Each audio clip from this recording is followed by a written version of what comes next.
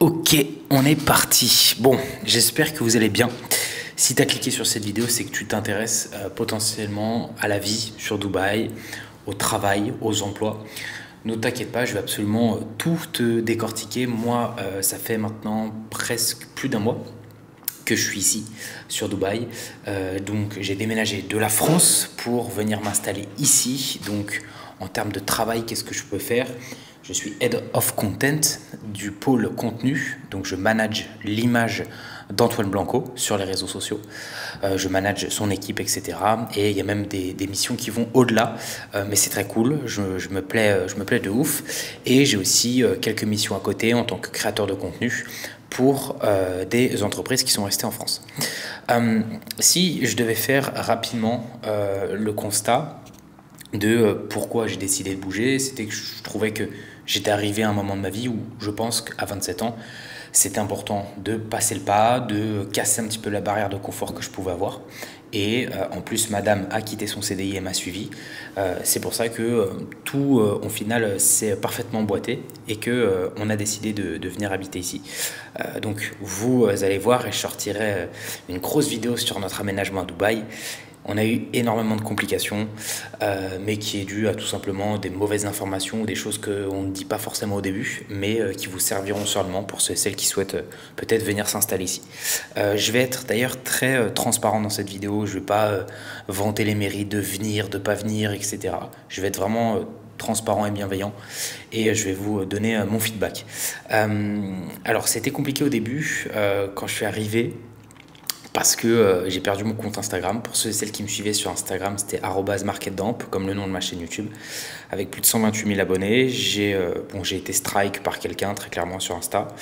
On m'a désactivé le compte. Je suis toujours en procédure pour le retrouver, mais là, je me chauffe à recommencer de nouveau, à refaire une petite aventure sur Instagram. Donc, restez connectés. Je vous mets d'ailleurs mon nouveau compte Instagram dans la description de cette vidéo. N'hésitez pas à envoyer de la force, ça fait toujours plaisir. Donc, au début, c'était assez compliqué dans ce premier mois à Dubaï. Moi, ce qui m'a marqué de façon positive, à Dubaï, c'est que on est quand même dans un environnement de travail. C'est-à-dire que à Dubaï, tout est fait pour que tu travailles dans les meilleures conditions possibles. Il suffit d'aller au café en bas et de voir que tout le monde, toute la journée, reste quand même dans des cafés ou pas. Mais c'est un exemple, ils sont sur leur PC, tu vois que c'est sur des tableurs Excel, tu vois que ça taffe. Donc tu es quand même dans un environnement où tu vois des belles choses un petit peu partout. Moi, mon objectif, c'est pas de rouler en Rolls-Royce ou quoi que ce soit, je suis pas du tout de cette team-là. Moi, c'est plutôt juste d'avoir assez d'argent pour vivre confortablement, pour que ma copine aussi vive confortablement, même si elle a potentiellement trouvé un travail. Je vous en parlerai après comment trouver un travail ici à Dubaï. Mais c'est juste pouvoir surtout acheter des émotions, partir dans des superbes hôtels en vacances, etc. Mais bref, on est quand même dans un environnement de travail ici qui pousse vraiment à travailler, à faire de l'argent. Parce que tout simplement, que si tu gagnes pas d'argent, tu peux pas t'acheter ou te payer un toit, louer un toit, donc tu es obligé de repartir d'où tu viens. Donc ça déjà, je trouve que c'est positif. L'environnement de travail, ça te pousse vraiment à te dépasser, puis tu côtoies des gens, on va pas se mentir, qui gagnent 10 fois plus que toi, 20 fois plus que toi, donc ça motive également. En tout cas, moi je suis de cette team-là, je sais pas si vous seriez dans ce même mood-là, mais en tout cas moi je le suis. Ensuite, ce qui est assez incroyable, je trouve, c'est que quand tu lis l'actualité, genre moi tous les matins j'aime bien un petit peu lire pendant 15-20 minutes Google Actualité ou un livre, et là ce matin c'était Google Actualité. En fait, quand tu regardes l'actualité dans le monde vs l'actualité à Dubaï, tu as l'impression que Dubaï, c'est le paradis sur Terre. Il se passe rien, il n'y a pas de crime, il n'y a pas d'agression, etc. Alors, bien entendu, peut-être qu'il existe tout ça et que c'est gardé sous silence, etc. Peut-être, j'ai pas les infos et peut-être que vous me direz dans les commentaires. Et peut-être que je me trompe, du coup. Mais je le dis quand même tout de suite face caméra. Mais on a quand même l'impression d'être dans une bulle de tranquillité, dans une bulle de sécurité, et ça reste très agréable. Alors encore une fois, il y a plein de gens qui disent « Putain, Dubaï, c'est incroyable pour la sécurité ». Ouais, c'est incroyable pour la sécurité, mais en France, ça devrait être aussi la même chose en fait, parce qu'on est un super pays avec un super potentiel. Mais voilà, ça devrait être la même chose. Ici, en fait, c'est logique de vivre comme ça, mais ça devrait être logique aussi. Alors, dans mon pays qui est la France, si vous qui regardez cette vidéo êtes dans un autre pays que la France ou encore que l'Émirat à Dubaï, n'hésitez pas à me dire ce qui se passe aussi dans votre pays. Mais en tout cas, voilà, tout ça pour dire quand même que on est dans une bulle de tranquillité et ça c'est voilà, c'est appréciable au quotidien, on va pas se mentir. Tu prends ton taxi, t'es safe, madame peut aller se balader à 23 h en bas au canal, je sais qu'il se passera rien, je suis quand même assez serein dans l'esprit. Le truc qui est aussi agréable à Dubaï, ça va être tout ce qui est connexion. Donc connexion avec des gens, avec des Français, avec des Anglais, avec qui tu veux. Ici, il y a vraiment le contact facile. Tout se passe vraiment sur WhatsApp directement ici à Dubaï. Moi, j'ai trouvé mon appartement directement via WhatsApp enfin, sur une application bien sûr, mais tout se passe sur WhatsApp. Que ce soit pour tes papiers, etc. Une fois que tu fais ton numéro téléphone d'ici, tu reçois énormément de choses en texto ou en WhatsApp. Et les connexions se font assez facilement. Je trouve qu'ici, une personne ne va pas avoir de mal en fait à te lâcher le WhatsApp de quelqu'un qui peut t'aider ou qui pourrait être intéressé par ce que tu vends, etc. Donc je trouve ça, ou quelqu'un qui cherche du travail tout simplement. Donc ça, je trouve ça vraiment assez cool. VS ou la France, des fois j'ai l'impression que quand quelqu'un a un contact et que tu lui demandes, il va être en mode attends, tu sais quoi, donne-moi ton CV, je regarde déjà un petit peu et vas-y, je lui enverrai, tu vois. Ou sinon, en fait, tu vas envoyer un message à quelqu'un, il va te dire oui, tu peux contacter les RH, etc. Voici le mail, etc. Et au final, la personne te répondra dans 3 semaines, quoi, tu vois. Alors qu'ici, ça va quand même très vite et je trouve ça très agréable pour à la fois le côté social, donc tu te fais plus de connaissances, etc. Je reviendrai juste après sur la partie sociale de Dubaï et tu te fais surtout beaucoup plus de connaissances business, professionnelles, on va dire, où tu peux potentiellement parler de tout et de rien de façon professionnelle. Le côté juste social ici, je pense que à Dubaï, c'est très compliqué de trouver une petite amie parce que on est dans un écosystème où bon voilà, il y a beaucoup de femmes ici quand même qui sont à Dubaï pour une raison qui est l'argent, on va pas se mentir. Donc au final, tu sais rarement quand tu rencontres quelqu'un. Moi, je suis tranquille, j'ai madame qui est là. Mais par rapport à des feedbacks que j'ai de plein de potes à moi, et c'est la même chose pour les femmes, hein, vice-versa, on est plutôt en fait dans un écosystème où les gens viennent, travaillent 6 mois dans l'année, etc. Donc déjà socialement, ils n'ont pas forcément envie de se caser. Donc ils sont plus là pour profiter, que ce soit hommes et femmes. Donc c'est un peu plus dur. Moi j'ai des connaissances où franchement, ils rament, alors que franchement ils ont tout pour eux, ils ont un super taf, etc. Ils sont super sympas, super agréables, etc. Parce qu'il n'y a pas que le physique quand même. Mais voilà, je pense que côté social, par contre, quand tu veux trouver un petit copain, une petite copine, ça peut être assez compliqué ici. Tu peux te faire des connaissances. Après, est-ce que tu fais vraiment des vrais amis ici? Ça, je sais pas, je vous dirai à la longue. Je vais essayer de documenter un maximum l'aventure ici de toute manière. Donc voilà, c'était la petite partie sociale. Et je peux bifurquer sur quelque chose qui est ici pardon, la facilité des services. Alors la facilité des services, ici, c'est assez déconcertant quand même. Pour vous donner un ordre d'idée, de toute manière, je le dirai dans la vidéo qu'on va faire sur notre emménagement dans l'appartement où je suis actuellement, c'est que, je sais pas, en fait, on te livre tes meubles, on te les monte en même temps. On vient te livrer gentiment ta commande à la porte, etc., sans broncher. Parce que des fois, je vois sur TikTok en France, les gens qui disent ouais, le livreur Uber Eats, Deliveroo, etc., il peut pas monter, enfin, il n'a pas voulu monter, etc.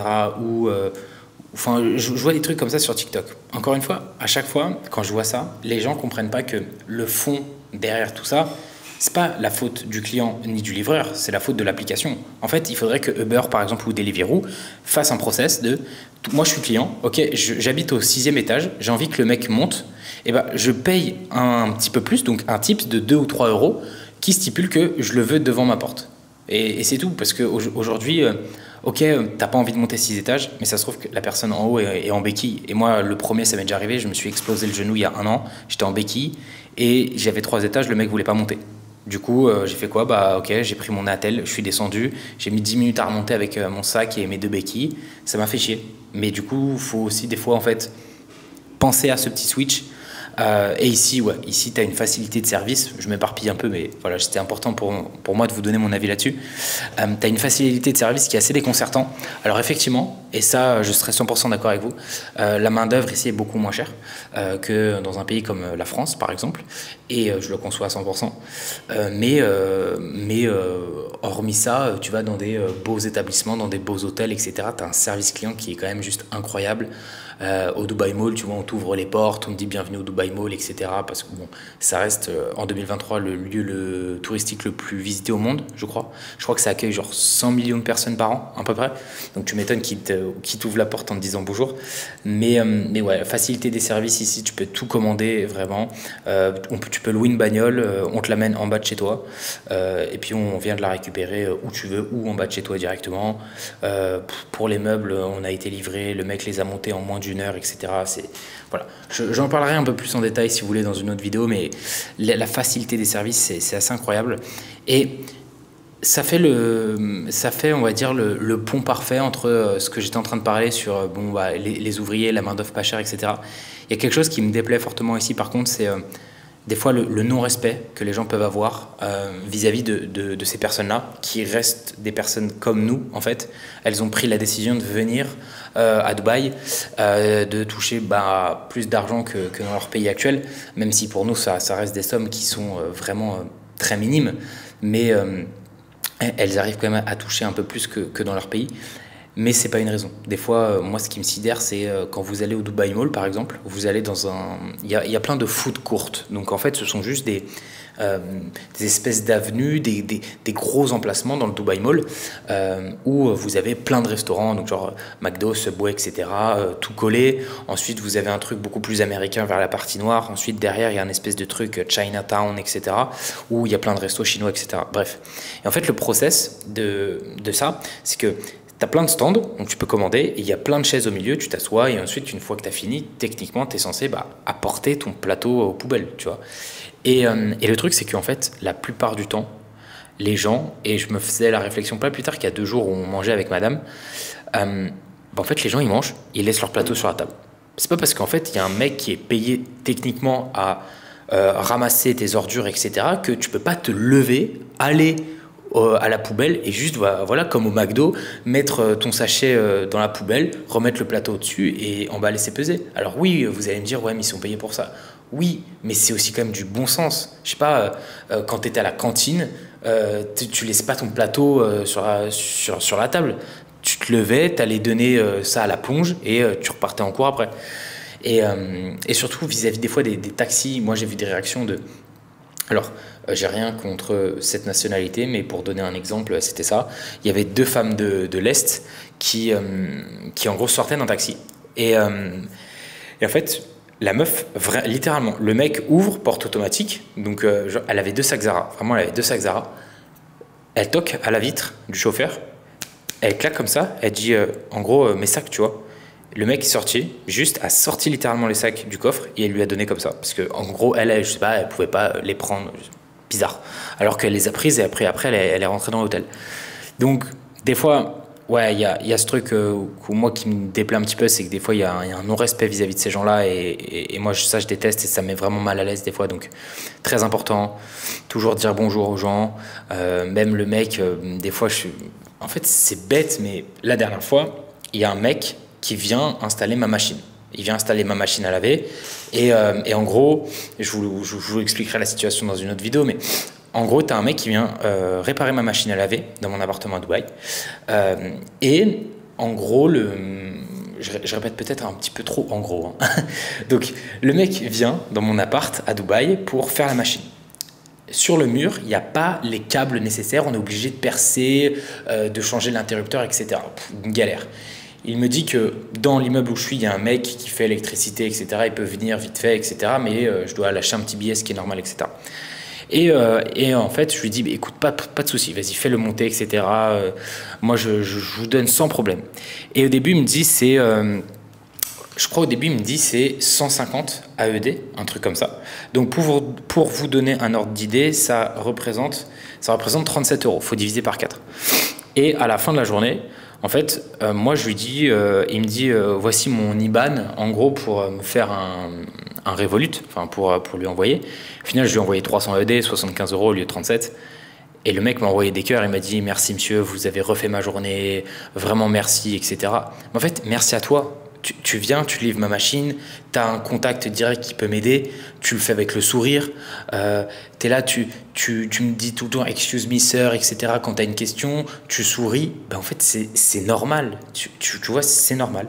Donc il faut quand même être super respectueux avec ces gens-là parce que ça reste des humains comme nous.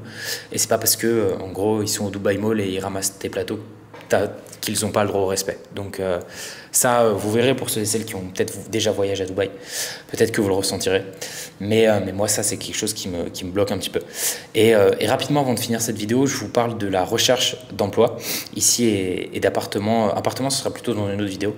Mais ma copine, aujourd'hui, après 2 jours, a envoyé quelques CV sur menuiserie, architecture, etc. Sur Indeed a eu son premier entretien qui s'avère déjà presque concluant à 100%. Donc on touche de bois. Mais voilà, pour trouver un taf ici, pareil, je pense qu'il vaut mieux être sur place déjà, puisqu'en fait on peut t'appeler rapidement. Et là, à titre d'exemple, elle est partie faire le rendez-vous aujourd'hui et le mec lui a dit bah écoute, demain on se rappelle parce que j'ai encore d'autres questions en termes de logistique, etc. Et il veut la voir, je crois, à 11h. Donc c'est pour ça que quand vous allez chercher un emploi, ici, il vaut toujours mieux être sur place. Alors ouais, ça peut paraître cher, etc. Mais en tout cas, si vous êtes déjà sur place, ça facilite vachement les choses. Donc voilà, ça fait presque un mois, ça fait plus d'1 mois maintenant que je suis à Dubaï. Je suis arrivé le 2 septembre et aujourd'hui, quand je tourne cette vidéo, on est le 15 octobre. Mais j'hésiterai pas à documenter un peu plus l'aventure. Si vous avez des questions sur Dubaï, évidemment, les commentaires sont ouverts. Je répondrai à tout le monde, à tous les commentaires, que vous soyez pour ou contre Dubaï. Voilà, parce qu'il y a des gens qui aiment pas et ça, je suis ok avec ça. On peut pas tout aimer dans la vie. Il y en a qui aiment, il y en a qui aiment pas. Comme je vous ai dit, ici il y a des côtés positifs comme il y a des côtés très sombres, très négatifs, et il faut le dire, c'est important. Donc voilà, si vous avez kiffé cette vidéo, n'hésitez pas à vous abonner et surtout n'oubliez pas de me redonner un petit peu de force sur Instagram après avoir perdu 128 000 abonnés. Voilà. Mais en tout cas, je vais tout documenter aussi sur Instagram. Je vais faire un contenu beaucoup plus appliqué, vous verrez. Donc voilà, c'était Lucas. Prenez soin de vous, prenez soin de vos proches, c'est important. Peace. Boum.